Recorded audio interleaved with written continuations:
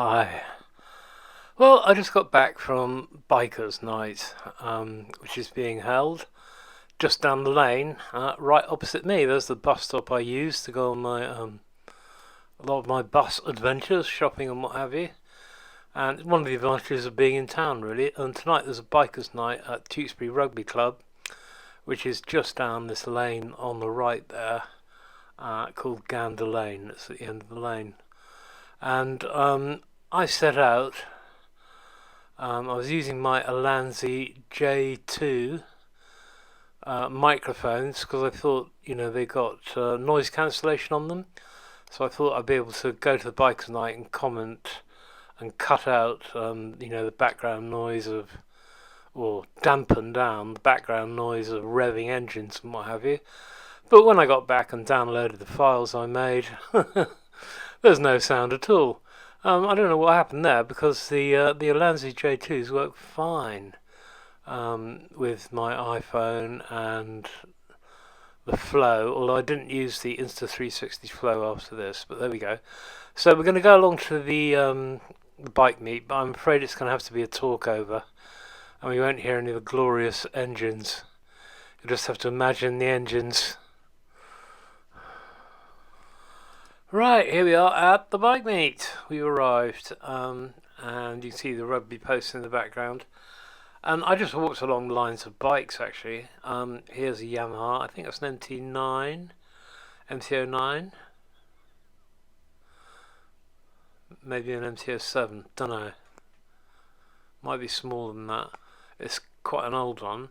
There is a ZXR 750, I think. Yeah, and a little 125. You get all sorts of bikes here, like from Tiddlers, the learner bikes, like these 125s, and much bigger ones, as we're going to see a bit later. There's a Kawasaki 125 Z125. Here's a big old BMW adventure style bike.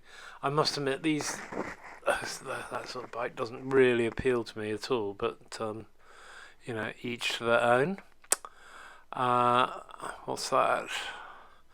Harley. Now here's a bike I'm interested in. This is a Royal Enfield Gorilla 450 that has come out. Now, since my operations, I seem to have lost 2 inches in height, and the Interceptor is a bit of a stretch for me now. Like, it's got a tall seat. And looking at this, it's got a much lower seat. Although the bend in the knees from where those pegs are, the bend in the knees looks like it's going to be quite extreme. And that is not something that I would welcome. But these got hugely great write-ups. People seem to enjoy riding them a lot. It's only a little 450, so it's lighter. And I've lost quite a bit of strength from being from my operations and what have you, and having to lie on the sofa for a year to recover. And one of those might actually make a lot of sense for me. I'll have to think about it. Another option would be to get a scoot like that, where your legs are well forward and I don't have to bend my knees so much. Lovely old BSA there. It's either a 500 or a 600 or 650, don't know. I can't really tell what models the old ones are. I lingered a bit on this scoot because, see, my legs would be well forward there, and I wouldn't be bending them. That's sort of like the problem I got. Although I've been doing physio, I've been doing lots of physio, and they're certainly a lot better than they were. Here's a trike.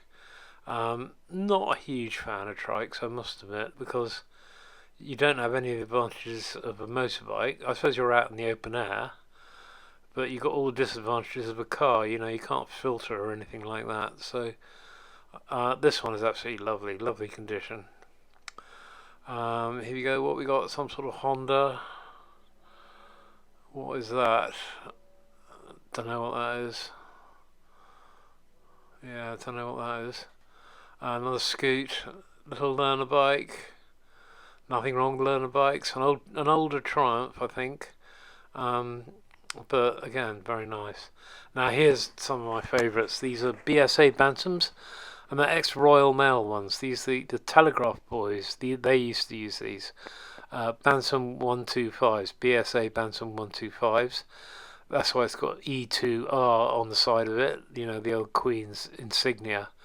They were used by the Royal Mail to deliver telegrams. So if you sent a telegram, a bloke in full uniform would turn up at your door in one of these and knock and hand you the telegram. And that's how the system worked in the old days, before email. Yeah. And here we carry on having a look round. There's an old Honda. That guy's getting in the way. Now here's a sort of a Yamaha sort of adventure style, but I don't really like them, to be honest. Here's, oh, look at that, nicely cut down Yam. We have more adventure bikes. That's a BMW. They're incredibly expensive, those. I mean, they're sort of like 20 grand or something. Wouldn't don't appeal to me at all. There is a Trident, a Triumph Trident. Now, when I bought the Interceptor, it was a toss-up between that and a Trident, and possibly a Z650. There is an old ZX6R, my old bike, except that's a more up-to-date version. You can tell by the headlights. It's got a redesigned nose that came later with twin headlights. Mine had the old style one, and that scoop at the front as well. Another adventure style Yam, a KTM. You can tell the KTMs because they're all orange and black. Weird fin-like things on the back there. I don't know what that's about. Don't know what that's about at all. But there's a Triumph Speed Triple. Lovely job, the yellow one. Lovely job. But again, Triumphs, they're expensive. You've got to remember that, I don't know. I just can't bring myself to spend that much money on a motorbike. I'm just too mean. Here's an adventure bike. Yeah, there's the Speed Triple. Lovely things, don't get me wrong, lovely things. Not for me, though. With my legs now, I just couldn't handle it. And there's a Triumph Scrambler. Much too tall for me, but you see the high-level pipes on it. There's Marmite. That's a ZX6R with a Marmite paint job. More bikes, more bikes, more bikes, more bikes. Bikes everywhere. It's heaven, really. Such a shame I lost the sound. Because just to have that rumbling in the background would be great. Here's another Triumph. Very nice. Lovely colour. I like that. And here's an old Triumph, much older Triumph, from, before they went bust days. 1960s job. This one's a BSA. Oh, sorry, beg your pardon, that's a Matchless.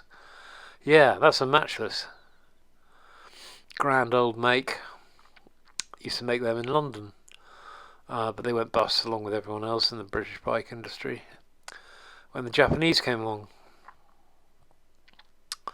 And here we go, there's a large Bandit, Suzuki Bandit. It's probably 1100 or 1000. Another ZX6R. Now that's got the same style, that's got the same style headlight as mine. That's the same as mine. So it's a J1 or a J2. I think this one is a J1 because it's slightly different at the back. So I think that is actually slightly older than mine was, although it looks in better nick. And on these great big BMW things, they're great if you can handle them and you want to go touring, absolutely ideal for that, but they don't interest me, to be honest. Here's a very nice Ducati, a Panigale, very nice, but excruciating to ride. I'm past that stage now. I'm too old, and anyway, with the ops on my legs, I just can't handle it. Legs a bit too stiff. Alright, here's some bikers leaving. I got here, I eat at 7 in the evening, and I ate and then came down here, and there were a lot of people leaving, because a lot of people come quite a long way to go to these things. It's part of their lifestyle in the summer. They love going to them, so they're prepared to travel. And there's bike meets are held all over the country. Here's another street triple, or it might be a speed triple, I don't know. Street or speed triple, I can't tell the difference. And here's a classic Bonneville, lovely bike, absolute classic. That is what you think when you think of a motorbike. That is what a motorbike looks like. It's a bit like the Interceptor, really. Twin cylinders, very traditional British layout, designed bike. Some cars must belong to the rugby clubs. Here we go. Here's a cut down. What is that? Harley. Yeah, a Harley that's been sort of bobbed. And these, I'm not sure what that is. To be honest, this style of bike just doesn't appeal to me. Each to their own. I mean, some people absolutely love them. I'm not criticising them. They got two wheels and a motor. They're a motorbike. Nothing wrong with that. And I was just thinking that was it. And then I noticed there's another field here full of motorbikes as well. So I cut across over here. Blonde on a motorbike. That's one of my favourite things as well. And yeah, there's a Harley.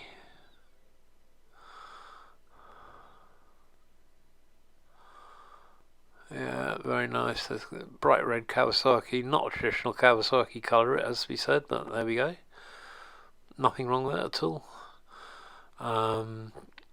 What's this? What is that? I don't know. This looks like a Triumph. No, it's a Quack. Yeah, Quacker. Anything with green on it is likely to be a Kawasaki like this on. I think that's another ZX6R. Or is it? Oh no, it might be an ER6. Yeah. Harley. That's a Triumph adventure bike style thing. Here we go. That's just motorbikes. There's a Quack. Yeah, lovely. There's a V-Strom. Now, if you're into that sort of, those people like them. I know that people like them. That style of bike. If you're into that style of bike, I think that's one of the ones that's worth having a look at. Yeah, I've seen them recommended by quite a few people. And again, you can tour on them. You can go. You could go if you wanted to go from here to Carlisle. There wouldn't be anything wrong jumping on one of those. They're too tall for me, especially since I've lost 2 inches somewhere along the line. There's a Yami, and there's a little Chinese bike, Lex Moto. The Chinese are taking over. I'll tell you, their bikes are getting better and better and better. They're a lot cheaper than the Japanese equivalents. They use quite a lot of the engines they use sort of derived from Kawasaki, Suzuki engines and things. There's a ZX6R, like the one I had, a nice Aprilia. Oh, Aprilia's a lovely Italian jobs. ZX6R, later model than the one I had. Yeah. And there's a little Honda. Is that a CG125?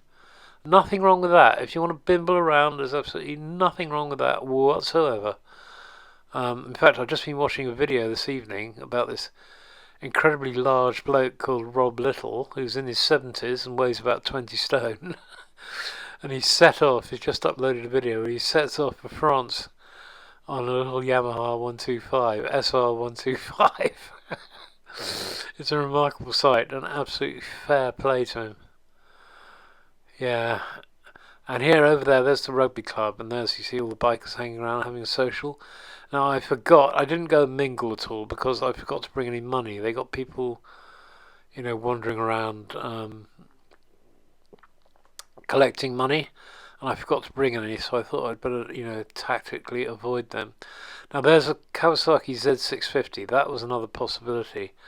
When I bought the Interceptor, I'm not sure it would come out, but it's the sort of bike that I would be interested in.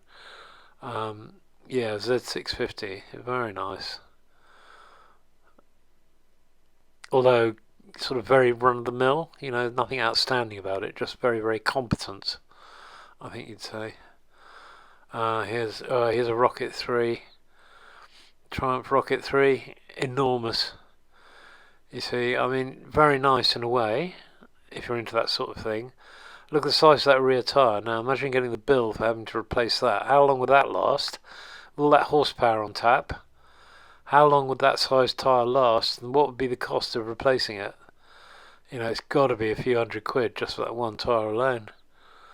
So, you know, I'm not really, to me that's sort of, I don't know, I can't bring myself to spend that much on motorbikes. They got two wheels, you know, they're meant to be, the tradition is they're a cheap sort of way of getting around. That's sort of what I'm into. It's not to say I don't appreciate the absolutely beautiful £20,000 jobs, but I mean, I think they're works of art, but I'm just glad I'm not picking up the bills for them. And so this is when I decided to leave. Not slight cock up. I must have accidentally hit the record button again and stopped recording there. So thanks very much indeed for watching. I must get into the habit of making some more videos and getting my YouTube videos and getting my techniques back, because I've more or less forgotten them. Okay, thanks very much. See you next time.